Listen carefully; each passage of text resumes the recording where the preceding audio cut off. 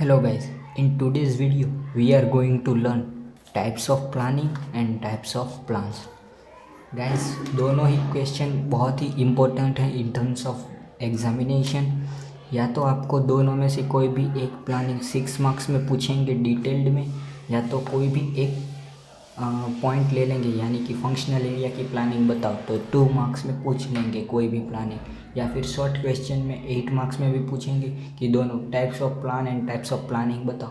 बस इसमें दोनों में से कोई भी एक क्वेश्चन तो आएगा ही आएगा। तो ये एग्ज़ाम पॉइंट ऑफ व्यू से मोस्ट इम्पोर्टेंट है, तो इसे ध्यान से पढ़िएगा। तो सबसे पहले देखते हैं हम types of planning.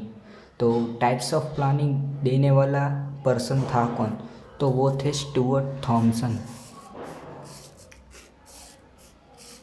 Stuart Thompson ने टाइप्स ऑफ प्लानिंग दी थी जब उन्होंने अमेरिकन मैनेजमेंट एसोसिएशन में काम कर रहे थे तब।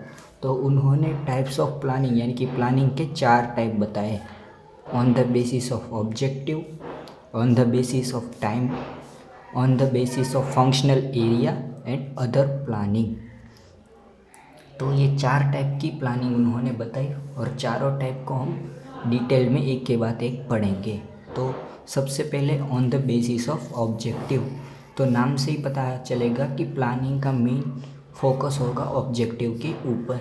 तो इसके 3 टाइप है: प्लानिंग फॉर एग्जिस्टिंग बिजनेस, यानी कि एग्जिस्टिंग बिजनेस में जो बिज़नेस हमारा चल रहा है उसके लिए क्या प्लानिंग करेंगे।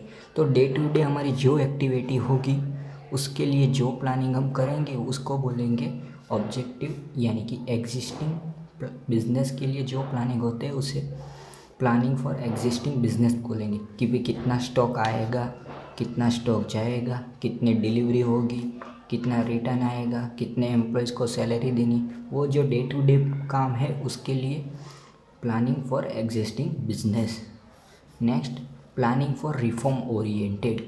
रिफॉर्म का मतलब है सुधारा वधारा करना, यानी कि जो हमारा बिज़नेस एग्जिस्टिंग बिजनेस चल रहा है तो उसमें कुछ डेफिशिएंसी होगी, यानी कि इसे गलती बोलते हैं, इसका इंग्लिश में वर्ड है डेफिशिएंसी। तो इन डेफिशिएंसी को फाइंड करके इनको रिमूव करना है, जिसे रिफॉर्म ओरिएंटेड प्लानिंग कहते हैं। कि हमारे मशीन में जो डेप्रिसिएशन है सब है अब ओल्ड हो चुके हैं, तो उसको बदले में हम नए जो इक्विपमेंट लगाएंगे तो इसे बोलेंगे reform oriented planning. Next is developmental planning. तो प्लानिंग डेवलपमेंटल कब होगी? क्योंकि जब आप कोई प्रोडक्ट सेल कर रहे हैं, मान लो कि आप एक चॉकलेट बनाने का प्रोडक्ट है और आप चॉकलेट बना के सेल करें, पर उसमें डेवलपमेंट कैसे लाएंगे? आप जो एग्जिस्टिंग प्रोडक्ट है उसके फ्लेवर में या फिर उसमें कुछ इम्प्रूवमेंट करोगे, या फिर इसकी कोई पैकेजिंग में इम्प्रूवमेंट करोगे, या फिर आप इसकी सेलिंग में कोई नई मेथड इंट्रोड्यूस करोगे। ऐसे आप प्रोडक्ट में जो डेवलपमेंट के लिए जो प्लानिंग करोगे उसे प्लानिंग फॉर डेवलपमेंटल पर्पज़ यानी कि डेवलपमेंटल प्लानिंग बोलेंगे। तो ये हुआ first point, planning on the basis of objective. Now planning on the basis of time, the most easiest one. Planning on the basis of time, तो इसमें 2 type है, long range and short range planning, और इसका coordination. ये तो type नहीं है पर टाइप तो बेसिकली 2 है, long range and short range. तो पहले मैं शॉर्ट रेंज बताऊंगा क्योंकि वो एकदम इजी है। 1 ईयर या 1 ईयर से कम, यानी कि 12 मंथ्स और लेस देन 12 मंथ्स में जो प्लानिंग होगी उसे शॉर्ट रेंज प्लानिंग बोलेंगे। जो पब्लिसिटी प्रोग्राम के लिए हम जो प्लानिंग करते हैं कि भाई हमारी सेल इंक्रीज़ नहीं हो रही है तो हम उसमें जो एडवर्टाइज़ करेंगे उसका प्लानिंग हम मैक्स टू मैक्स कितने महीने तक करेंगे? 3 to 4 मंथ्स के लिए होगा वो तो, बट ऑब्वियस नॉर्मल सी बात है कि एडवर्टाइज हम कोई भी प्रोडक्ट इंक्रीज़ करें 3 to 4 मंथ्स का वेट करेंगे हम, ज़्यादा 3 साल के लिए तो एडवर्टाइज़ करेंगे नहीं एक ही प्रोडक्ट की। तो ये छोटी शॉर्ट टर्म की जो प्लानिंग होती है उसे शॉर्ट रेंज प्लानिंग कहते हैं, जो 1 ईयर से कम में होगी। इसमें एक्यूरेसी ज़्यादा मिलेगी, फिर उसमें तकलीफ़ें कम होगी, यानी कि शॉर्ट टर्म में प्लानिंग के लिए एक्सपेंस भी कम होगा। वैसा वैसा इसके एग्जांपल्स आपको लिख लेना है कि इसमें ये प्रोस है। फिर लॉन्ग रेंज प्लान, इसका बिल्कुल ऑपोजिट है। 3 to 5 ईयर्स की जो प्लानिंग होगी उसे लॉन्ग रेंज प्लानिंग बोलेंगे। The main point, it induce creative thinking. अब लॉन्ग रेंज प्लानिंग में क्रिएटिव थिंकिंग ज़रूरी है। क्यों? क्योंकि लॉन्ग रेंज प्लानिंग जब आप करोगे तो वो फिनेंशियल एस्पेक्ट या फिर इन्वेस्टमेंट एस्पेक्ट के लिए होगी, राइट।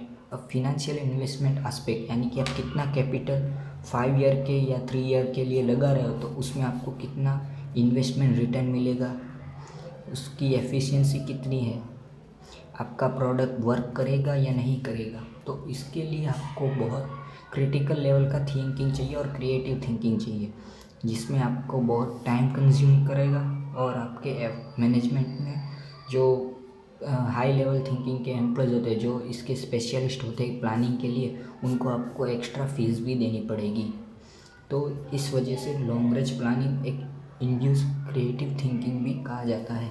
इसमें रिस्क ज़्यादा होता है कि आपका प्लान वर्क करेगा भी या नहीं करेगा, क्योंकि फ्यूचर अनसर्टेन होता है और इसमें कॉन्स्टेंट इवेल्यूएशन की ज़रूरत रहती है।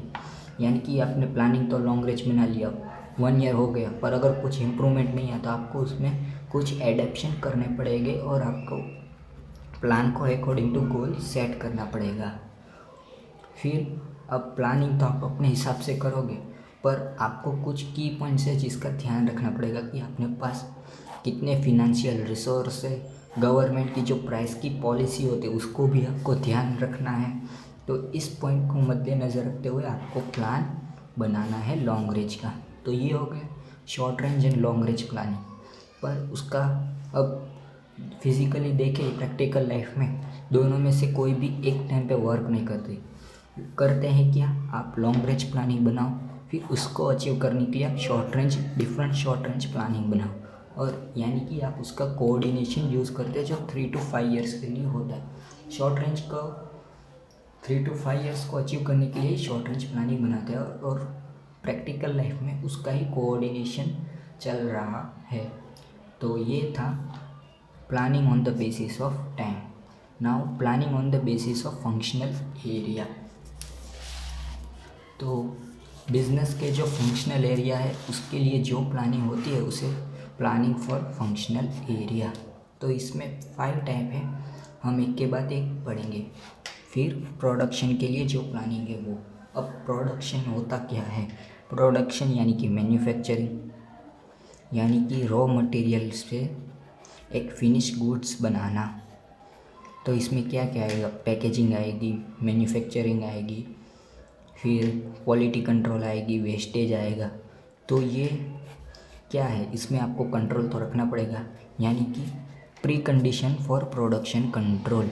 प्रोडक्शन प्लानिंग में क्या होगा कि आप प्रोडक्ट्स को कंट्रोल करेंगे, यानी कि प्रोडक्शन प्लानिंग में आप एक चीज़ यानी कि प्रोडक्शन, फिर उसका मैन्युफैक्चरिंग, फिर क्वालिटी चेकिंग, फिर उसकी पैकेजिंग, उसकी प्राइसिंग, फिर उसका सेलिंग एंड डिस्ट्रीब्यूशन, एक से हर एस्पेक्ट के लिए आप कंट्रोल करोगे और हर एस्पेक्ट की आप प्लानिंग पहले से बना लोगे। नेक्स्ट है आपकी product planning. Product planning means developing in the new product in changes in the existing product, यानी कि आप एग्जिस्टिंग प्रोडक्ट जो आपकी है, जो मैंने आपको एग्जांपल दिया कि चॉकलेट का, उसी प्रोडक्ट में आप जो चेंजेस करोगे पैकेजिंग एंड अदर एस्पेक्ट में जो आप चेंजिंग करोगे तो उसे प्रोडक्ट प्लानिंग बोलेंगे। और वो changes according to like and dislike of the consumer, आपके कंज्यूमर जैसी प्रोडक्ट में चेंजेस चाहते हैं वैसे चेंजेस करके आप अगर नई प्रोडक्ट बनाओगे तो उसे प्रोडक्ट प्लानिंग कहा जाएगा। नेक्स्ट है फिनेंशियल प्लानिंग। अब इसमें एक IMP लाइन है कि heart of business success. Financial planning is heart of business success. ऐसा आपको 2 मार्क्स में क्वेश्चन भी आ सकता है, why financial planning is the heart of business success. तो फिनेंशियल प्लानिंग तो हार्ट है, क्यों? क्योंकि फिनेंशियल प्लानिंग यानी कि पैसा की प्लानिंग, यानी कि फिनेंशियल रिसोर्स जो हमारे होते हैं, यानी कि शेयर, डिबेंचर, बॉन्ड और लोन्स एंड एडवांस, फिर गवर्नमेंट से जो बोरो मनी होता है वो बिज़नेस में कितना चाहिए, यानी कि एस्टिमेटिंग द फिनेंशियल रिसोर्सेज। फिर कौन कौन से सोर्सेज से आप पैसे मंगाओगे, व्हेन, कब आप पैसे मंगाओगे, कितने पीरियड के लिए मंगाओगे। तो ये सारे पॉइंट्स की जो प्लानिंग होती है उसे फिनेंशियल प्लानिंग बोलते हैं। नेक्स्ट HRP यानी कि ह्यूमन रिसोर्स प्लानिंग। तो ये बहुत इजी है। इसमें ह्यूमन रिसोर्स यानी कि आपकी फॉर्म में कितने एम्प्लॉय है, यानी कि एग्जिस्टिंग एम्प्लॉय का ऑप्टिमम यूज़ करना है, यानी कि उसका मैक्सिमम यूज़ करना है, उनकी एफिशिएंसी का पूरा इस्तेमाल करना है, यानी कि optimum use of existing resources and to satisfy future demand. और कंपनी की फ्यूचर डिमांड में जितने एम्प्लॉयज़ है उतने एम्प्लॉयज़ हमें रखने भी है, यानी कि उतनी हमें रिक्रूटमेंट मेंटेन करनी है और उतनी एम्प्लॉयज़ हमारी कंपनी में रखने हैं। Then profit planning. अब प्रॉफिट हम बनाते ही कंपनी क्यों, प्रॉफिट करने के लिए, तो वो तो सेंटर रहा। तो profit planning is centre of all planning. ये तो आप सबको समझ आया कि profit planning centre of all planning क्यों है, क्योंकि कोई भी प्लानिंग आप करोगे तो उसके सेंटर में क्या होगा, प्रॉफिट तो होगा। हम एग्जिस्टिंग बिजनेस को रन क्यों करेंगे, प्रॉफिट के लिए। हम उसको उसमें चेंजेस करेंगे, उसकी गलतियाँ क्यों फाइंड करेंगे, प्रॉफिट इंक्रीज़ करने के लिए। हमें डेवलपमेंट क्यों करेंगे, प्रॉफिट इंक्रीज़ करने। Long range and short range plan बनाएंगे क्यों, प्रॉफिट के लिए। फिर प्रोडक्शन प्लानिंग क्यों करेंगे, प्रॉफिट के लिए। प्रोडक्ट डिज़ाइन यानी कि उसमें चेंजेस, प्रॉफिट के लिए। फिनेंशियल इतना सब करेंगे क्यों, प्रॉफिट के लिए ही करेंगे। तो profit planning is the centre of all planning.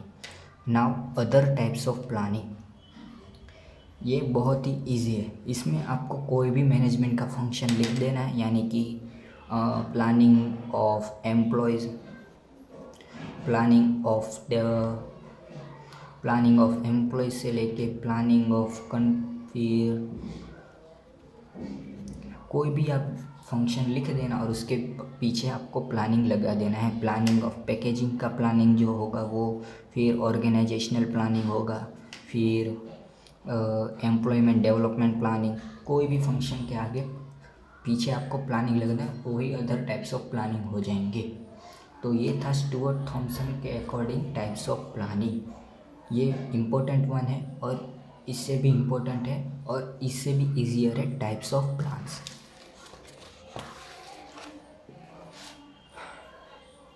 तो टाइप्स ऑफ प्लान्स दिया किसने, टाइप्स ऑफ प्लान स्टीफन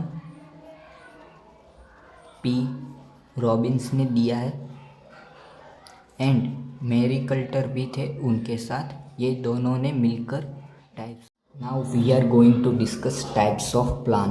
अब प्लान्स के टाइप्स जो क्या हैं वो अकॉर्डिंग टू ब्रेथ, यानी कि उसकी जो विस्तार है, उसका जो एरिया ऑफ फंक्शन है उसके ऊपर, फिर time frame, on the basis of specificity and frequency of use. इसमें आपको ABCD ऐसे 4 लिख देने, ABCD टाइप्स, फिर A, फिर B, फिर C एंड D एक्सेट्रा, ऐसे आपको लिख देना है। बुक में आपको दिया है वैसे ही। फिर on the basis of time frame, time frame में क्या है, long term and short term.